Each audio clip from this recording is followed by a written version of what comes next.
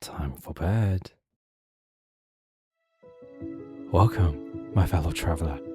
Here's a glass of water for you. Tonight, it's the full series of Bedtime story. A journey to find light.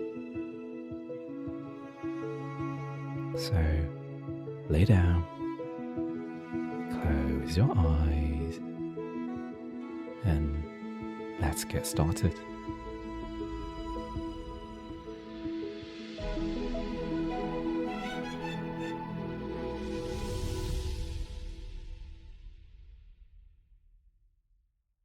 Episode 1.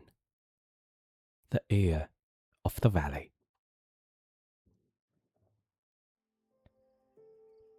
"11:30 p.m. Time on the watch. The last meeting just ended. Christopher was the only one still sitting at his desk. The office was quiet. Everyone else had left a while ago, but he stayed because there was always more to do.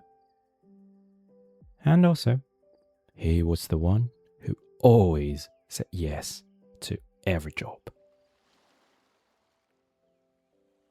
That project, the one they said only he could handle, was dropped on his desk this morning. The manager said to Christopher, "It's urgent, and you are the best in the team, so..." Without thinking further, Christopher already nodded before he realized. He said yes. Again. So, he sat there, alone again. No team, no backup, just him. Midnight, he finally closed his laptop. His eyes were dry, his shoulders felt like stone, and there was a weight in his chest that he had stopped naming months ago. He stood up slowly and walked out into the night. The cloud curtained the moon and stars, and rain began to fall. Christopher looked at his phone and sighed. Oh, great. 126 in queue. A ring always makes the card-lifted demand explode. He clicked cancel, took a deep breath, and walked into the ring anyway. The metro line ran till late, but still, Christopher missed the last one. Christopher ran to the platform and shouted, "Wait!" The whistle blew, the doors closed, and he could only watch as the last chance of going home drove away in front of him. Traffic. He took out his phone, started queuing again. Oh dear, Q200, estimated wait, 90 minutes. He thought about a hotel nearby, so he went away from the platform towards the far corner of the station, where no one usually goes. And then he saw it. Light. Soft and golden, coming from behind a rusty door.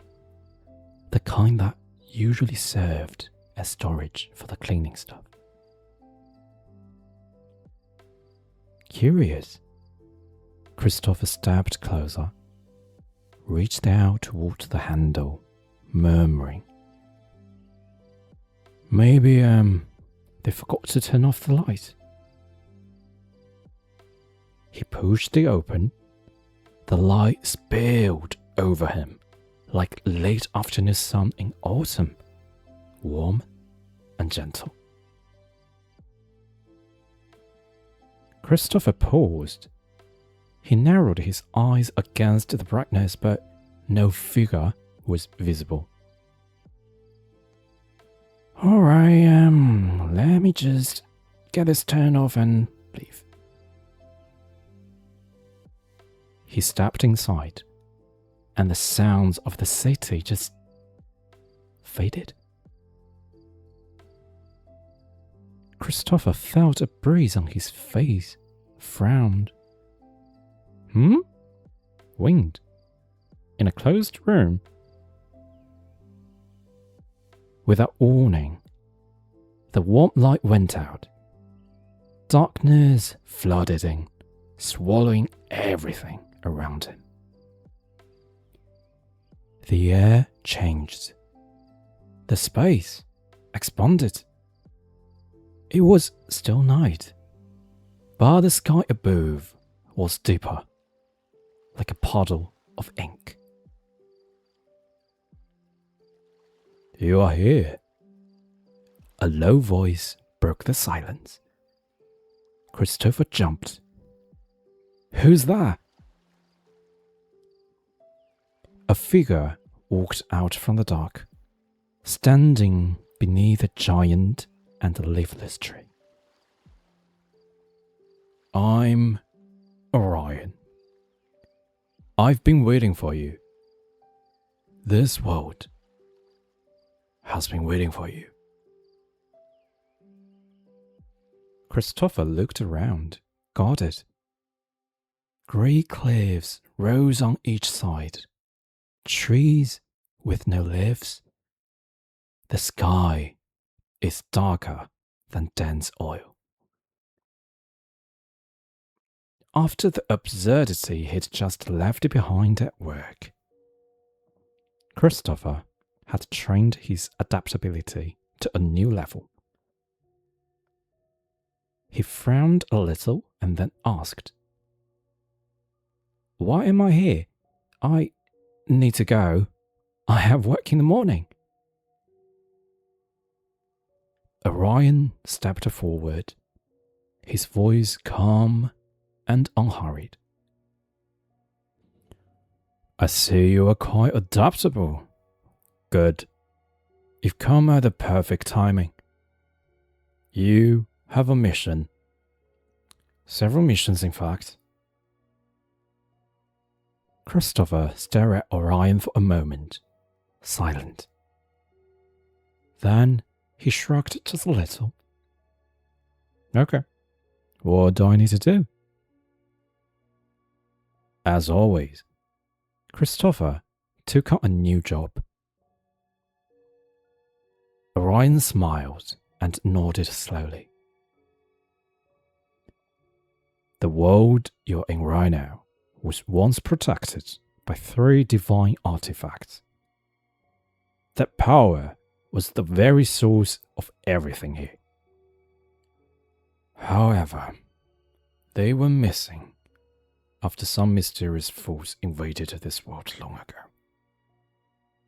And all you can see now is barrenness. He paused. What's ahead of us is the great valley of echoes. There lies your first mission. Find and take back the first artifact. Christopher's mouth opened. He looked puzzled. So, my job is to find something that's been missing, and that's it? That's why he brought me here. Orion shook his head gently. I did not bring you here. Then why am I here? You choose to come here yourself. The door of opportunity only opened for those who are willing. Christopher stared at Orion with no words. He was right. It was Christopher himself who decided to walk through the door. But that was only out of curiosity and kindness. Christopher cleared his throat. What do I need to do to find the first artifact? Orion raised his head, a faint smile on his face. I wish I knew, but I'm merely a spiritual projection of the world itself. You will need to work it out on your own, Pathfinder. A breeze, a gentle fade, Orion's figure dissolved into the dark. Christopher stood there, feeling the weight in his chest and the strangeness of this place at the same time. He looked ahead at the valley shrouded in darkness and lifted his feet. Oh, well, here we go then. As Christopher walked deeper into the valley, the path narrowed, and he began to notice cracks in the walls, and something else. Voices, mumbling, whispering.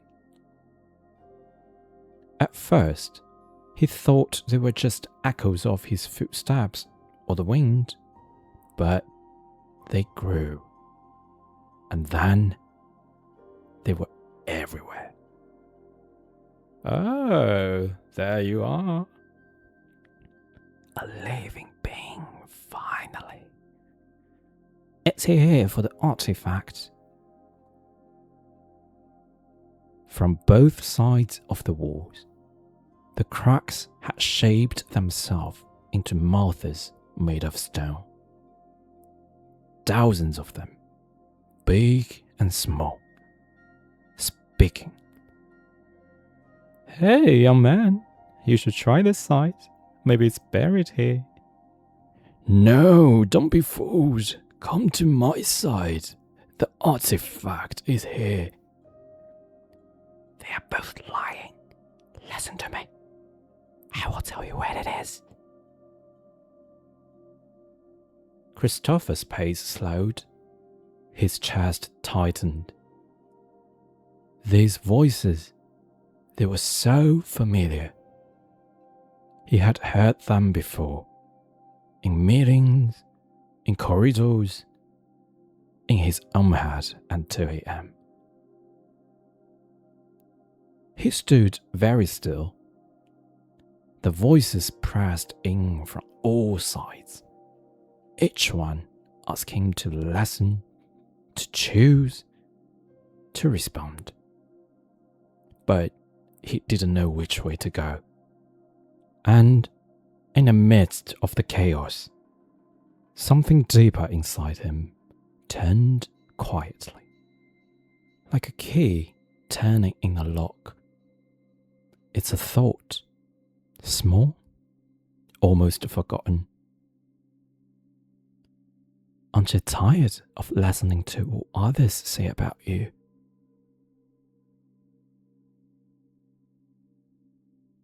The voices grew louder and faster.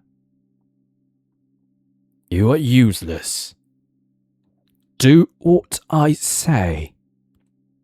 Just agree. It will be easier. Christopher raised his head very slowly. He didn't shout. He just stopped. And in the silence that followed, he whispered very softly and firmly. No, not this time. The mouths on the walls paused, all of them at once. What did you say?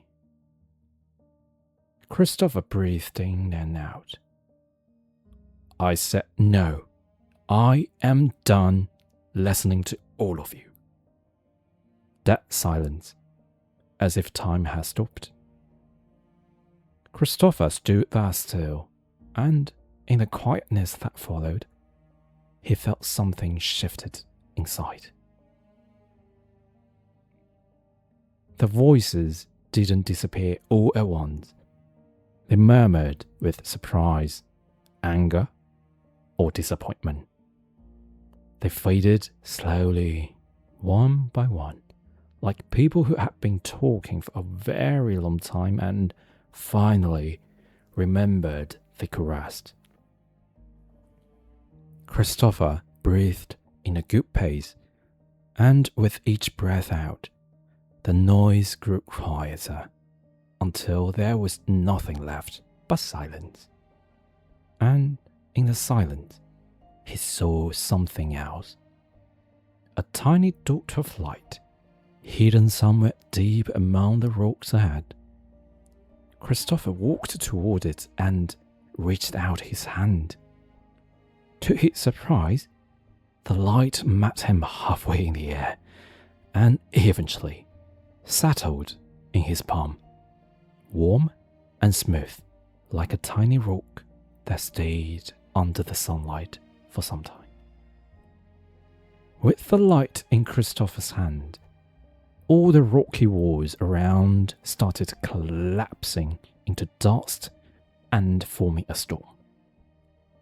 The dusty storm went on and gathered around him, and those sandy particles went into the light dot in Christopher's hand, forming a sphere.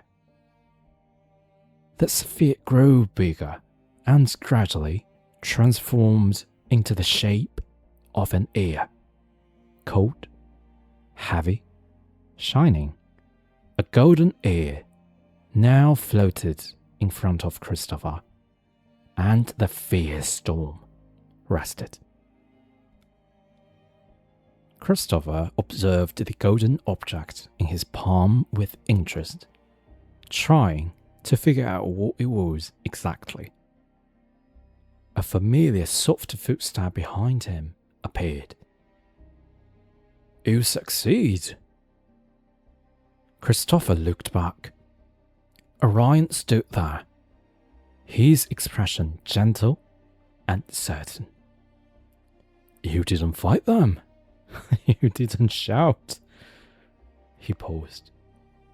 "You just stay with yourself long enough to hear it." Orion smiled. "That's harder than it sounds." Christopher looked at the golden ear in his hand. He could feel it now. A gentle voice. Not the noise outside, but something else inside.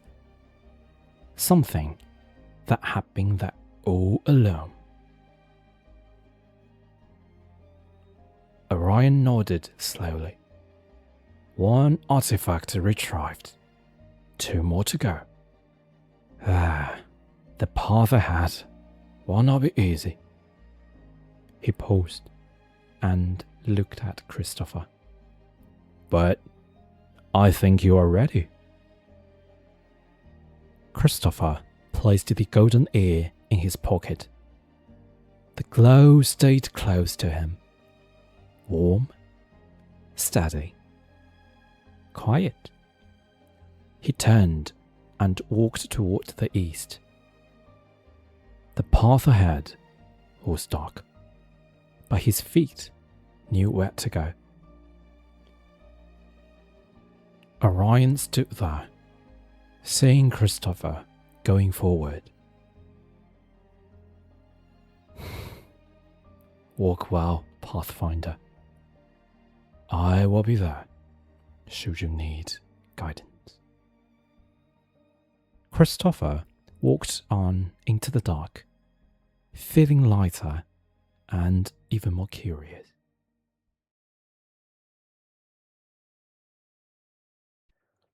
Episode 2: The Heart of the Mirror Lake.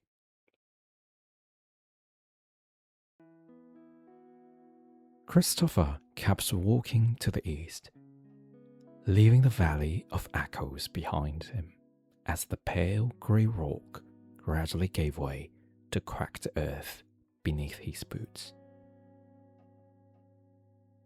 The artifact in his pocket sat warm against his chest, releasing a quiet pulse beneath his shirt, giving him a small but steady sense of security. The path widened, and the rock walls on either side pulled apart like curtains parting. Then, as he walked forward, the ground ahead dropped away and the world opened into a vast bowl of earth. A basin, wide and deep, carved into the land as if something had scooped out the heart of the world. And at the bottom of the basin, people, thousands of them, maybe more, running back and forth with containers of all shapes and sizes, frantically scooping water from the ground and pouring it out over the edge of the basin. Water was seeping up from the ground, bubbling through cracks in relentless streams, spreading across the basin floor and filling it with an unstoppable force. Every person down there was soaked through, clothes heavy and dripping, shoes squelching in the mud. However, none of them stopped, and none of them seemed to care about the sheer exhaustion written across their faces.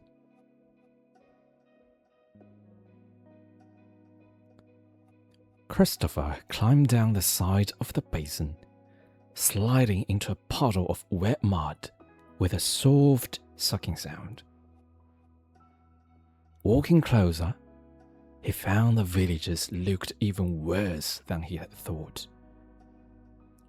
Hollow cheeks, red eyes, slumped shoulders, like they had been at this mission for quite some time. Then, one of them finally looked up and locked eyes with Christopher, and the man's expression cracked into something that might have been relief. "Please help," the man gasped, his voice dry and hoarse. "The water keeps coming. We have to move it out, or the village will be flooded." Christopher didn't hesitate. He picked up the nearest container, a clay pot with a rope handle from the ground, scooped water into it with his bare hands until it was full, then ran to the top of the basin with the others. The pot was heavy, the water was muddy, and the running back and forth was exhausting. But when he poured the water over the edge of the basin, a smile appeared on Christopher's face. It felt good to help. So he went back for another load, and then another, and then another, falling into the rhythm of the villagers around him. Scoop, lift, carry, pour, repeat. Time passed. He lost the track somewhere between the 6th or the 7th strip, when the soreness climbed over Christopher's body and cramped his legs. He stumbled and crashed the clay pot and fell into a muddy puddle. Then he saw it. All the water that everyone had poured outside the basin was seeping back in through countless veiny cracks in the earth. Every drop he'd carried out was coming straight back in. The leaking continued, and the seeping continued. The water level was rising, climbing up everyone's legs, but the villagers didn't seem to care. Before Christopher could say anything, hands grabbed his arms from behind. They yanked him backward and spun him around. 3 villagers stood in front of him now, faces blank but bodies rigid with tension. And the one who had spoken earlier, the man with the hoarse voice, shook his head slowly. "Continue. We must save the village." Christopher stared at them, frowned, and pointed at the rising water. "We have to figure out a new way. The water is running back in." "No, we must carry the water out," the man repeated, and this time his voice was flat, with no emotion, like a robot. The other 2 villagers moved closer, towering over him with a threatening look, and handed him a new clay pot. "Continue. This is the right way." And so, Christopher went back to carrying water, secretly looking for an opportunity to persuade the others. He ran to some of the younger villagers and explained the situation, suggesting that everyone should leave. He stopped the elder villagers, asking them to spread the word and run. But none of them seemed to listen to a single word he said. Everyone was locked into the belief that scooping the water out of the basin was the only way. Consistent in their behavior like clockwork. "We have to go!" Christopher let out a heavy shout, standing in the middle of the basin, dropping the clay pot and letting it float aside. Silence. The villagers turned to look at him, all of them, all at once, as if someone had flipped a switch. Instead of showing the same wariness or the expected doubt, they all looked furious, as if Christopher had interrupted a secret ritual. Eyes wide, teeth clenching their lower lips, the entire group of villagers centered their gaze on Christopher. The chief spoke coldly. "Continue or leave." Christopher looked around at all those unwelcoming faces, then closed his eyes and sighed. "Okay, but I'm just trying to..." "Leave," the chief interrupted him. Christopher then climbed out of the basin, watching the group of people resume what they had been doing, indifferent to the fact that the water had already risen to the waists Christopher sat at the edge of the basin, catching his breath and thinking. He looked up at the sky, dark and stretching, like a piece of fabric hooding the basin. However, something odd was mixed in, almost invisible against the darkness. There were thin silver threads stretching from somewhere high above, like fishing lines, down into the basin, connecting to every villager's body. Those busy villagers were just puppets, controlled by the threads above. Christopher gasped. Then he saw something else. Beyond the rim of the basin, set back among the dry hills, there was a cluster of small buildings in the dark. The village was not in the basin. The actual village, the one the villagers kept saying would flood if they didn't keep moving water, was up here on dry ground, perfectly safe. Christopher looked back at those threads, eyes widened. The villagers weren't protecting the home.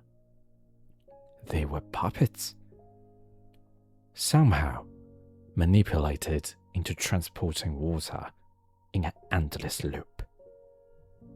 And the story about the flooding was just the lie the strings fed them to keep them moving. Their hearts were blinded.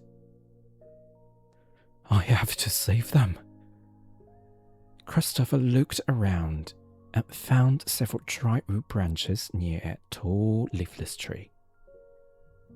He drilled one piece of wood with the sharpened end of another. After several attempts, faint smoke rose from the drilling point. He protected the sparks, fed the heat, and a tiny red glow appeared. Christopher transferred the ember to the dead tree. With a few gentle blows, the ember caught and bloomed into flame. Fire covered the dead tree, bright and hot. Thick smoke rose and soared upward, impossible to miss. Christopher stood at the edge of the basin, took a deep breath, and shouted with every beat of air in his lungs. Fire! The village is on fire! Hearing the warning, everyone in the basin turned and froze for a second. Then they all ran towards the direction of the homes, all except one. The chief stood in the middle of the basin, clutching his pot, shouting at his people. No, come back. This is the only way to save the village. Some villagers stopped and returned, but the others disobeyed and kept running. With more and more people climbing out of the basin, Christopher noticed some of the puppet strings above flickered and snapped, like guitar strings caught by an invisible hand. With each one that broke, the corresponding villager blinked, shook their head, as if they had just woken up from the dream. The water rose fast, faster than Christopher expected, filling the basin and surging up to the chest level of those who were still linked by the puppy threads. Christopher called out to several villagers for help, then jumped into the basin that was already half full. "We have to save them." He swam toward the nearest villager and, with every bit of strength he had left, pulled him out of the water.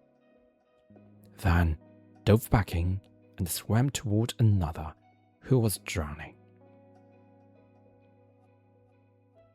More people made it to the shore, and the puppet strings snapped rapidly, one after another. Eventually, with a collective effort, Christopher dragged the chief out of the water. Snap! The last thread from the sky broke. Everyone came back to their senses. "Look, the lake!" A child's voice caught everyone's attention, and they all turned to look at the center of the basin. A red glow was rising from the deepest part of the water, pulsing gently like a heartbeat, ascending until it hovered just above the surface. Some villagers gasped. "It's the heart of the mirror lake. It's back."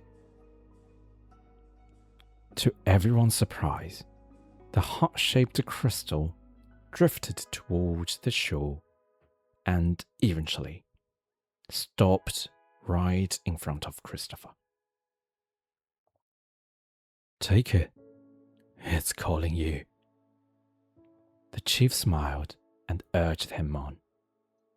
He and the rest of the villagers had all returned to their senses. Christopher hesitated. "But the artifact, it belongs to..." "It belongs to those who listen to the inner calling," the chief continued. "And right now, it has chosen you." "Looks like you do remember where you started and where you're going, young man. That's how you saved us." With acknowledgement from all around, Christopher wrapped his fingers around the second artifact and placed it in his pocket alongside the first one. "Before you continue your journey, please celebrate with us at our village and rest up." Christopher gladly accepted the invitation.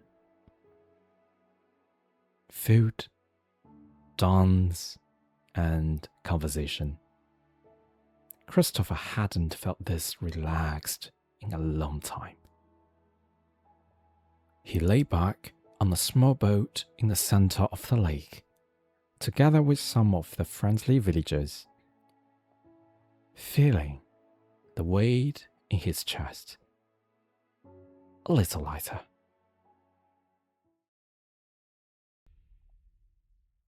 Episode 3: The Fire of the Dark Forest.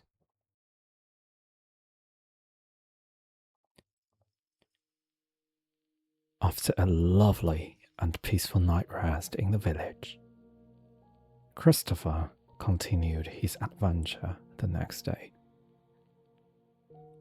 Leaving the basin behind, he entered a path where the trees pressed closer, the branches weaving overhead into a canopy so dense that the last trace of sky was swallowed one by one.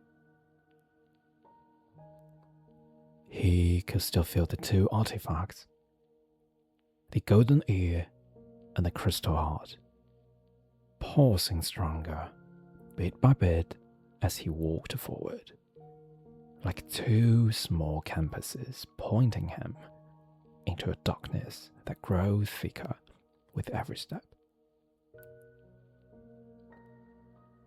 Deep into the woods, the darkness changed. Not deeper, not darker, but different. As if the world around him was being erased piece by piece. First, the sky vanished entirely. Then, the trees thinned and dissolved, the trunks fading like ink washed from paper, until he was standing in a void. No ground beneath his feet. Or rather, the ground was still there, but it had lost all texture, all detail.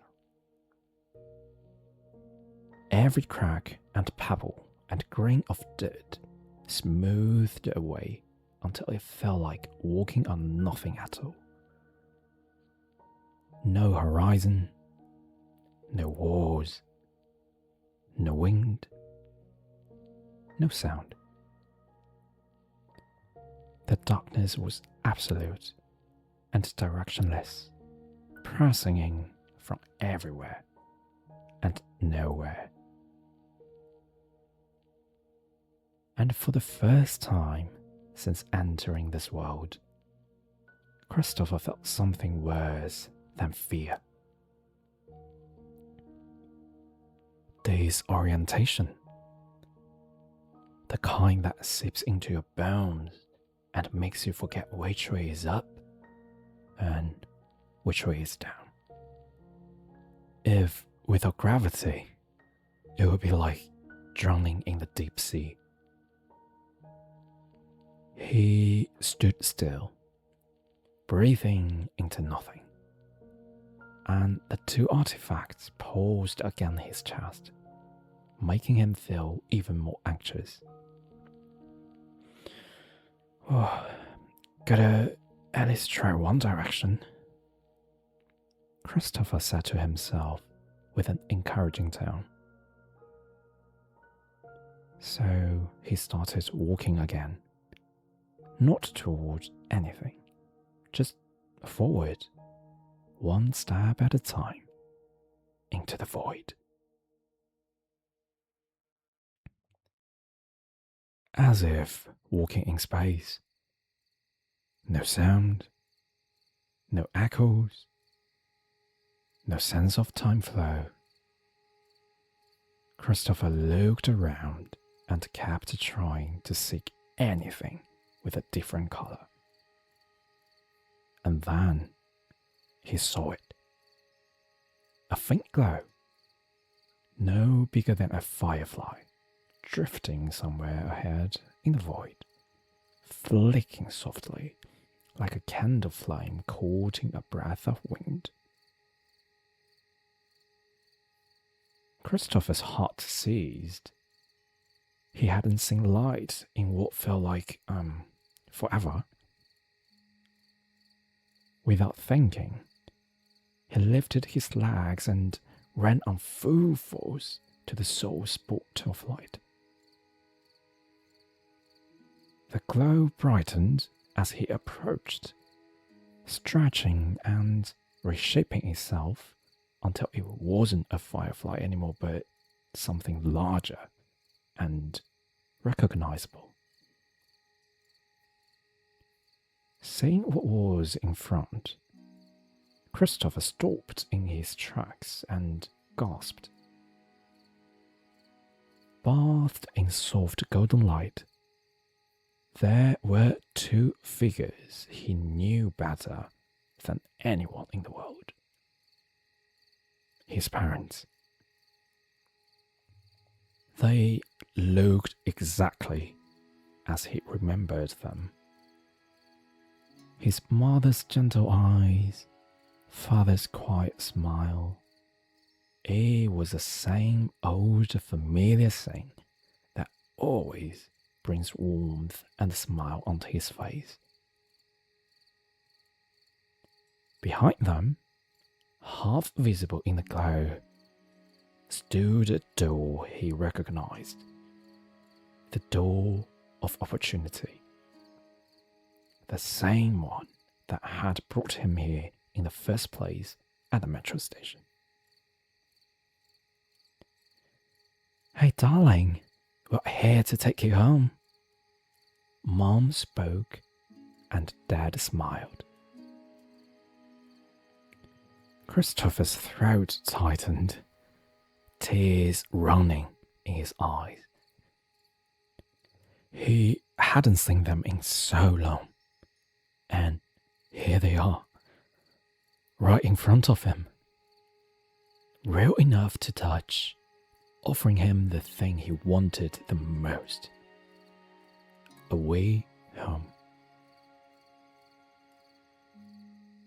He stepped toward them, reached for the door handle, and his mother's hand found his. Warm, familiar, exactly as it had always been. She said softly, "If you come back with us now, all you have to do is find a steady job. Something safe, something reliable, and you can stay forever."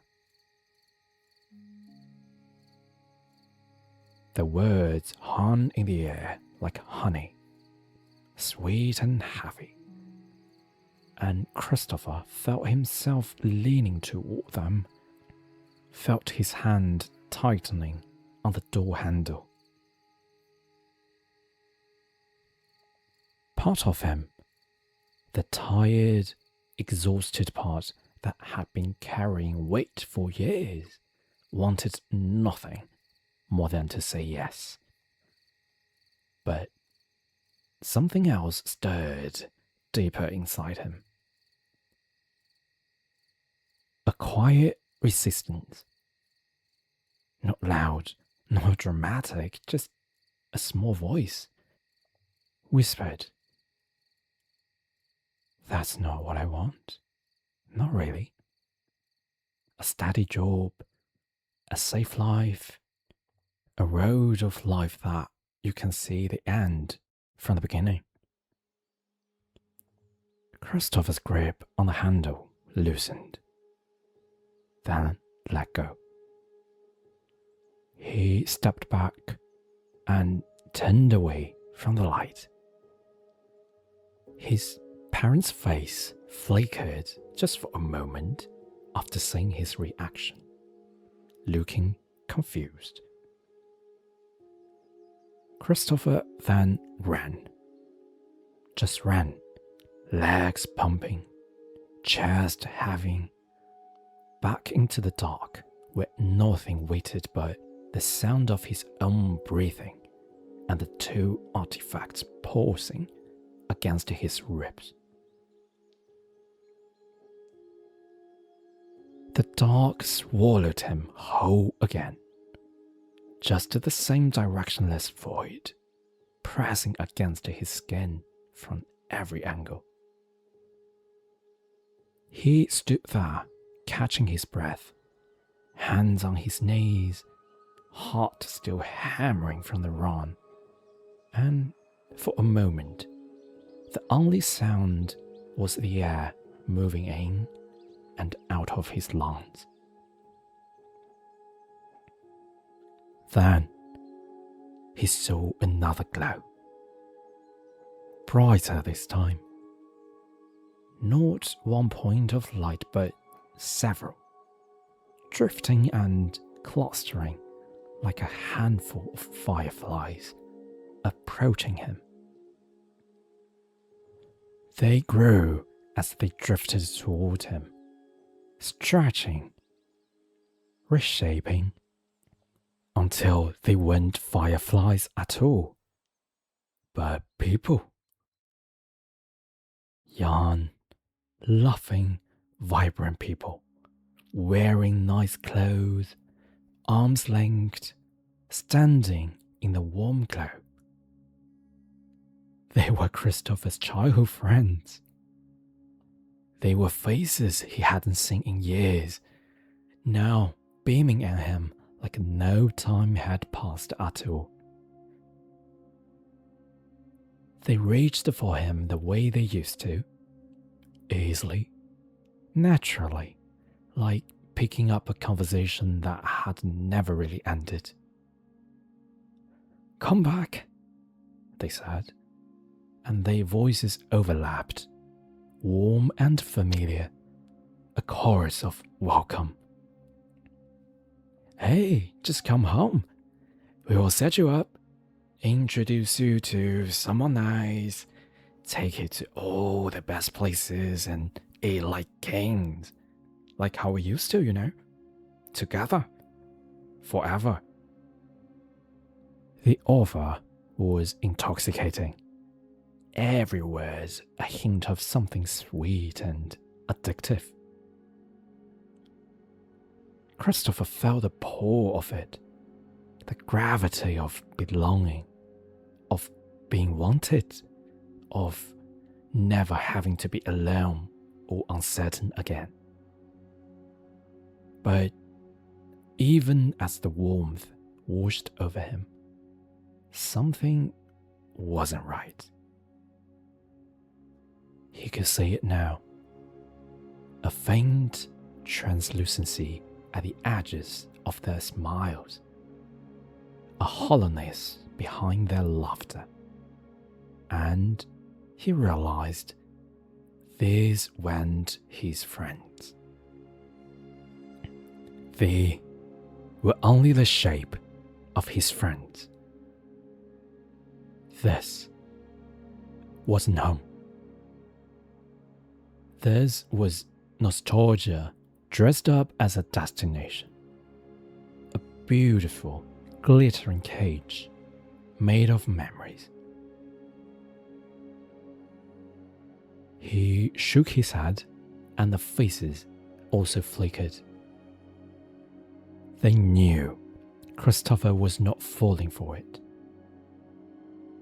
So he ran again, plunging back into the dark.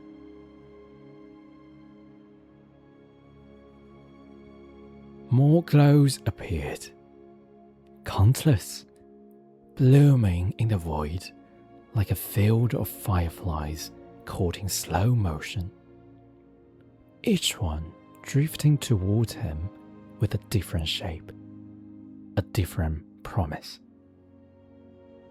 Those glows weaved scenes around Christopher. A high-paying job at a company, nice office, impressive title, money on the table, or a beautiful person who made Christopher's heart skip, smiling, standing close, reaching for his hand. And the pull was almost unbearable, almost enough to make him stop and stay. More and more, they kept coming, and each one reached for him with hands made of light. But this time, Christopher didn't stop. He didn't even slow down. The glows thickened around him, clustering, multiplying, until they formed a wave. A slow, luminous tide of illusions, rising on all sides, threatening to swallow him in a sea of things that almost mattered. And Christopher walked through it, not around, not away from, straight through, his eyes fixed on something ahead.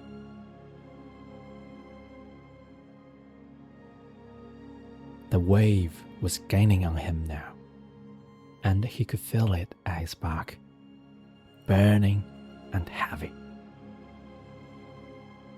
The glow pressing against his shoulders like hands trying to turn him around, and his legs were screaming. However, Christopher did not stop. He eyed on something ahead and far, with dedication on his face. Those illusions turned to the direction where Christopher was staring, with a confusing look. A rock? That's where you're going off, sir? Christopher did not respond and continued running until he made it to the rock, which was covered in mud and moss. A pedestal, more precisely made of stone, ancient, worn by time, standing alone in the middle of nothing.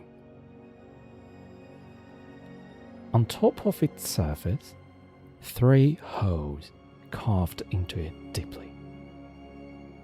Each hole was a different shape. An ear on the left, a heart on the right, and in the center, empty and waiting, the outline of a flame. Christopher's breath caught. He knew those shapes.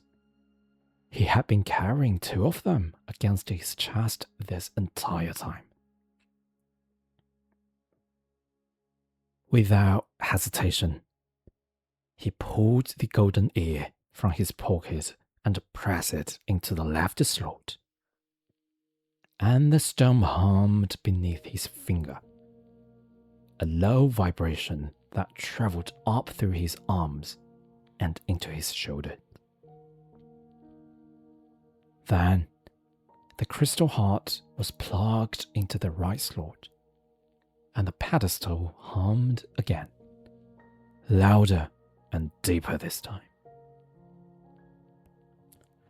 The ground beneath his feet trembled, and the wave of illusions behind him hesitated, as if something had changed in the air.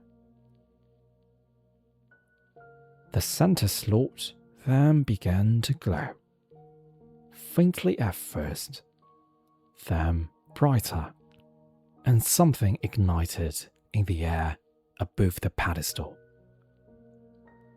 A fire, small but fierce, burning in mid-air with no fuel, just flame erupting from nothing and spreading outward in a brilliant arc that swept across the void like a curtain being pulled shut.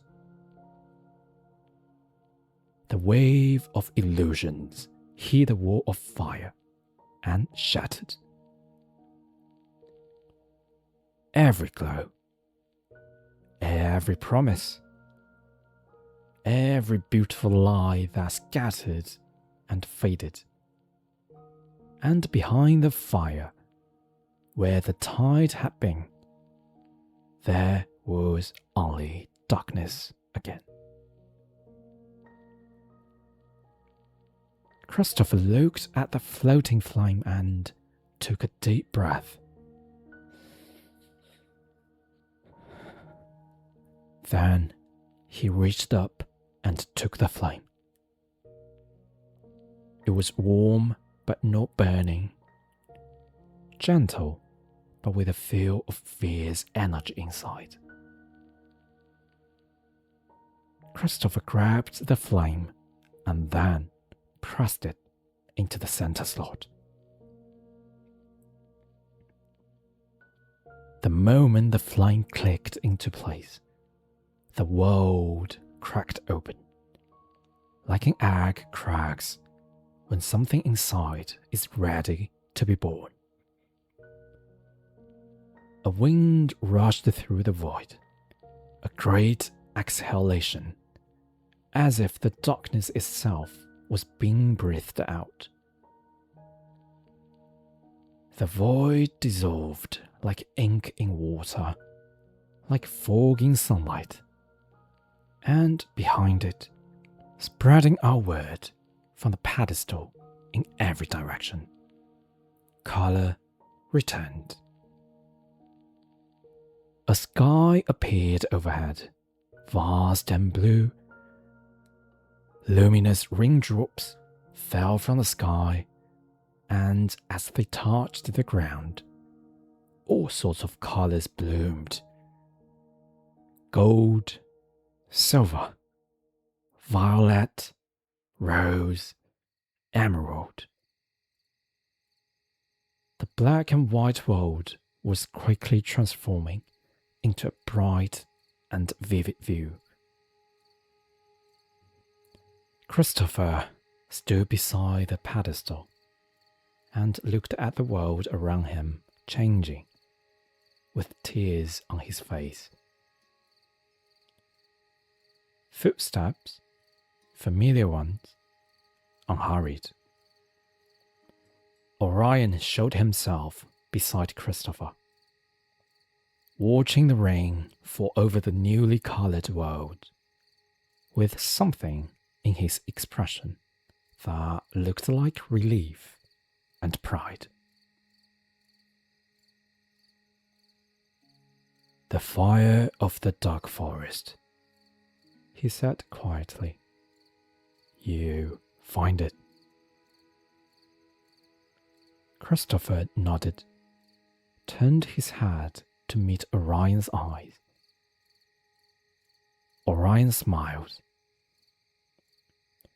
"You are confident enough to know and to pursue what you want in life, refusing to settle."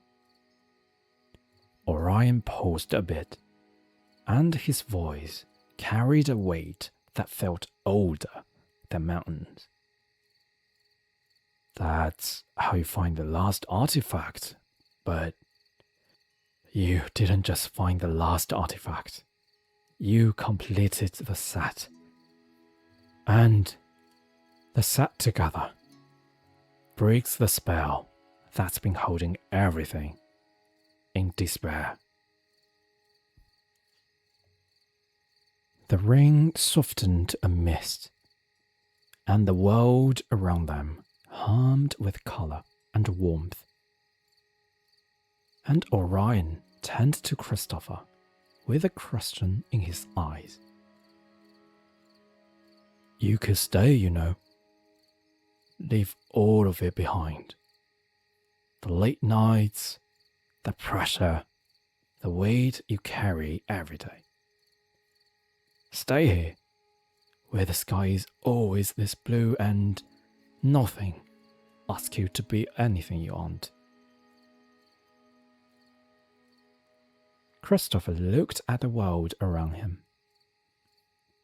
The green trees, the luminous rain, the quiet peace of a place where nothing hurt and nothing demanded. He felt the pull of it, the same pull he had felt from every illusion, except this one was real. Eventually, Christopher shook his head and spoke with a clear voice. "I can't stay here. The world I came from hasn't changed, but I have. And that's the point, isn't it? Not to escape, but to face the problems directly this time."